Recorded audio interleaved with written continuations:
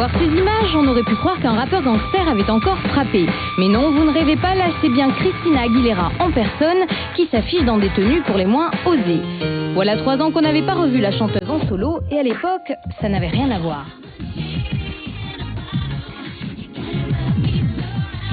Découverte à 19 ans grâce à son tube Jenny in a Bottle, elle s'était imposée comme l'un des nouveaux phénomènes ado-pop.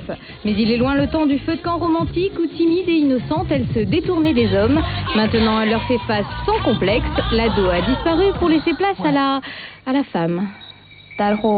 Cette image un peu acidulée, toute douce que j'avais, il fallait que je m'en débarrasse plutôt que de continuer à me faire passer pour ce que je n'étais pas.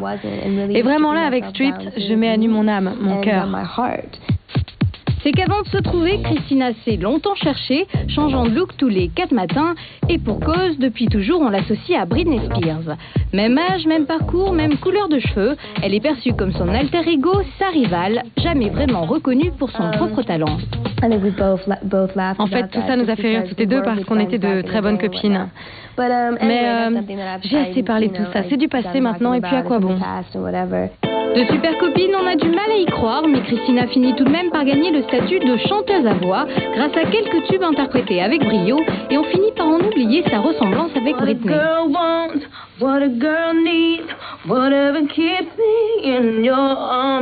Elle cartonne enfin l'année dernière dans Lady Marmelade, la BO de Moulin Rouge. Elle y exhibe son corps et semble dès lors avoir trouvé son créneau, puisqu'elle incendie les écrans cette année avec son clip Dirty, qu'on prenait sale. Une vidéo plus hot que hot qui a déclenché des polémiques et même été censurée dans certains pays. On ne peut jamais plaire à tout le monde en même temps. Il y aura toujours des gens pour dire elle est allée trop loin, elle exagère, etc. Mais ça arrivera toujours, quoi qu'on fasse.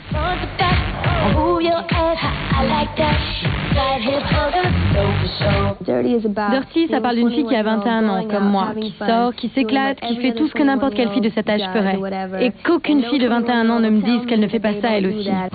Christina se justifie. Dirty ne reflète d'ailleurs pas vraiment son nouvel album, Stripped, plus soft et parfois plein d'émotions.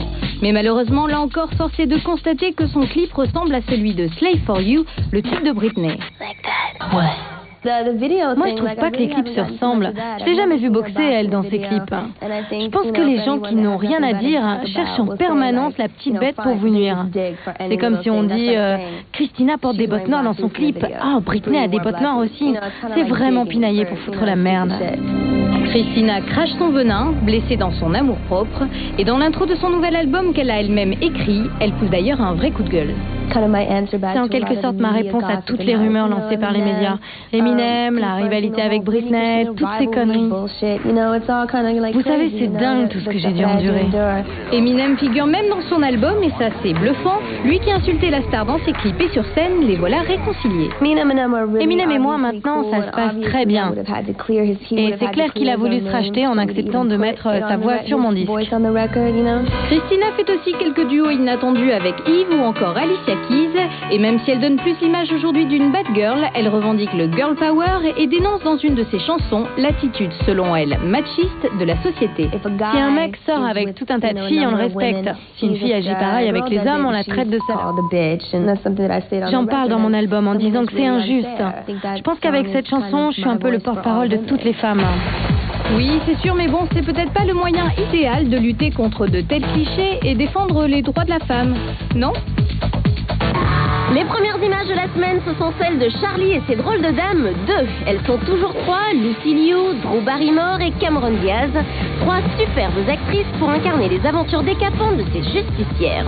Cette fois, les filles devront identifier un espion qui se cache au FBI. Le film sortira en salle en juin 2003. À noter le grand retour d'une bombe. Demi Moore qui devra se battre contre le trio de choc. C'est ce qui s'appelle un retour en force.